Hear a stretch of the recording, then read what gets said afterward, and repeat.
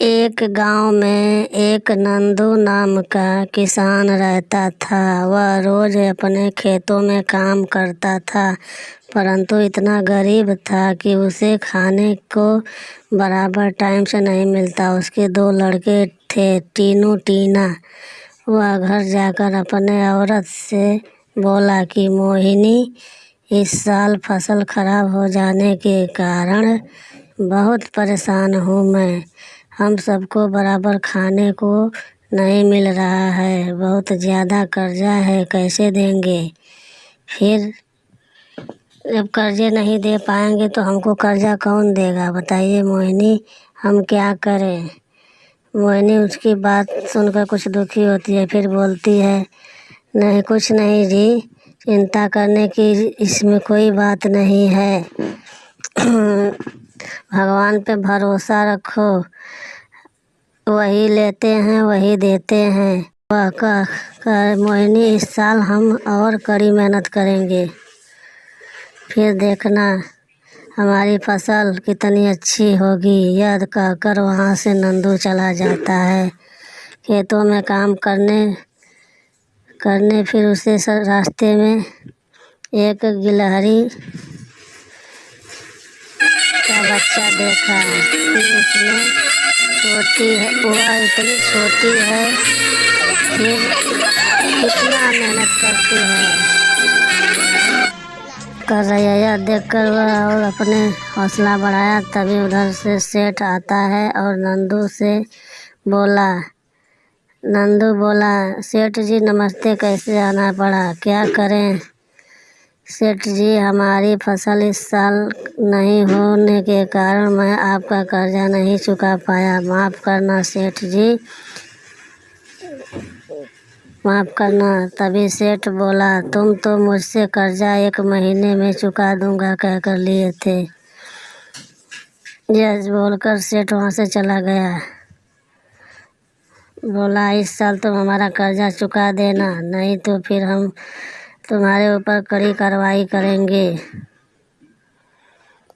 यह सोचकर नंदू बहुत दुखित हुआ और अपने को कोसने लगा और वो सोचा, मैं क्या करूं कि सबका कर्जा दे पाऊं और अपने परिवार का पालन पोषण अच्छे से कर पाऊं।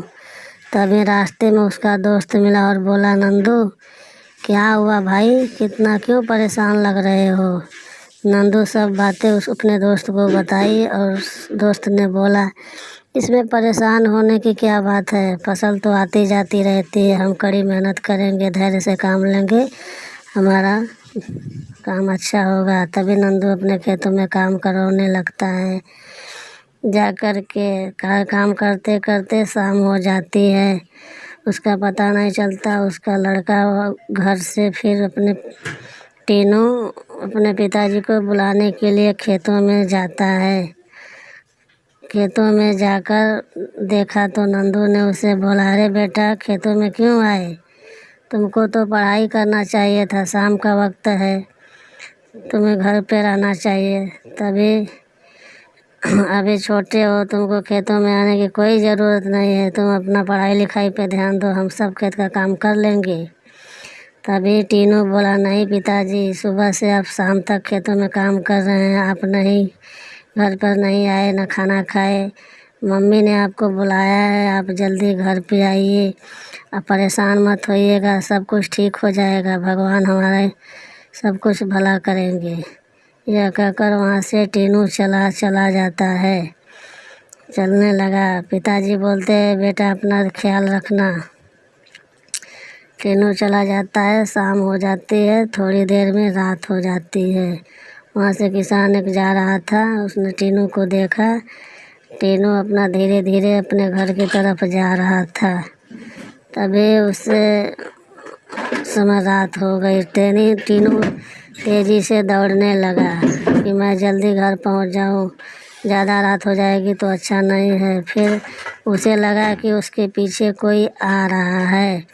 टीनू थोड़ा पीछे झुककर देखा तो उसके पीछे एक चुड़ैल जा रही थी। वह घबरा गया और तेज़ी से दौड़ने लगा। वो दौड़ते दौड़ते जाने लगा, चुड़ैल भी उसके पीछे दौड़ते दौड़ते उसका पीछा करने लगी। वह जितना दौड़ता था चुड़ैल उसके पीछे उतना ही जाती थी।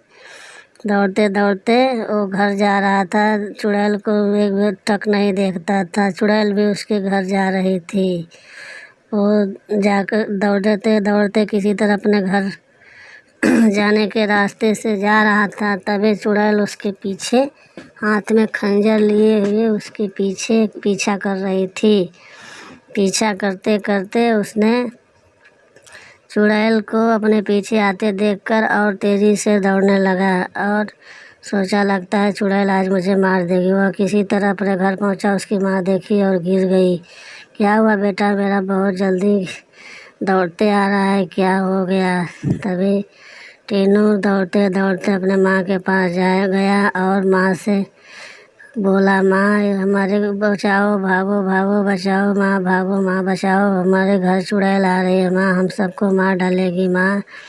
ऐसा कर कर के टीनू देखने लगता और माँ को चिल्लाने लगता है, माँ भागो भागो, बचाओ बचाओ, हमारे घर चुड़ैल आ रही है माँ, भागो भागो, बचाओ बचाओ, हाथ में खंजर ली है माँ, हम सबको मार डालेगी माँ, हमारे पिताजी घर पे नहीं है माँ, कौन हमको बचाएगा माँ। ऐसा कहकर टीनू चिल्लाने लगा। टीना भी बोलने लगी, चलो माँ भाग जाते हैं, भैया सही कह रहे हैं, हम लोग भाग जाते हैं। तो टीनू बोला, माँ चलो भाग जाते हैं। फिर वो देखकर चुड़ैल को टीनू डर जाता है, दौड़ने लगता है, फिर रुक जाता है। उसकी माँ खड़ी होकर बोलता है, टीनू अरे माँ देखो चुड़ैल पीछे आ गई खंजर लेकर, ना जान बचाओ माँ, चलो भागते हैं यहाँ से। चुड़ैल भी पीछे आकर खड़ी हो जाती है, तब बोलती है, हम तुम सबको खा जाऊंगी, इसी खंजर से मार मार के तुम सबका मांस निकाल करके खा जाऊंगी। ऐसा कहने लगती है। चुड़ैल बोलती है, तुमने हमारा खेतों में। फिर वो उसका पिता खेतों से शाम के समय, रात के समय जल्दी से दौड़कर घर पे आता है। उसे चुड़ैल देखता है तो घबरा जाता है और चुड़ैल से माफ़ी मांगता है, मुझे माफ़ करना, तुम क्यों हमारे घर में आई हो, हम लोग को क्यों डरवा रही हो, हमारे 2 बच्चे हैं, हमने तुम्हारा क्या बिगाड़ा है, तुम अपने घर को चली जाओ, अपने जगह पे चली जाओ, हमें क्यों परेशान कर रही है चुड़ैल, तुम हमें मत परेशान करो, तुम अपने घर चली जाओ। ऐसा देखकर चुड़ैल ऊपर इसे करके बोलती है, तुम सबको मैं खा जाऊंगी, मार डालूंगी, तुमने हमारे बच्चे को खेतों में मार दिया है, मैं तुम्हें नहीं छोड़ूंगी, मैं तुम्हें मार दूंगी। कहने लगती है और चिल्लाती है, तुम ठहरो, मैं तुम्हें आज खा जाऊंगी, नहीं छोड़ूंगी। टीनू अपने हाथ में बास्केटबॉल लेता है, उसकी माँ वैक्यूम लेती है, उसके पिताजी खंजर लेते हैं। वो कहते हैं ये ऐसे नहीं मानने वाली है, इसको तो हम सबको मिलकर मारना ही पड़ेगा, तभी ये मानेगी, नहीं ये बहुत हठीली चुड़ैल लग रही है, ये नहीं जाएगी। इसको समझा कर मैं थक गया हूँ, खेतों में भी मैं इसको समझाया कि देखो हमारे घर पर मत जाना, लेकिन हमारे बच्चे के पीछे चली आई तो चल आज तेरा हम लोग आज बदला निकाल लेते हैं, आज तुमको हम लोग सब मिलकर मारेंगे। टीनू मारो मारो मारो मारो, पिताजी तुम भी मारो, माँ मारो मारो, इसको मारो, ख़त्म कर दो आज। मार के चुड़ैल को ख़त्म कर देते हैं। उस कहानी समाप्त है बच्चों।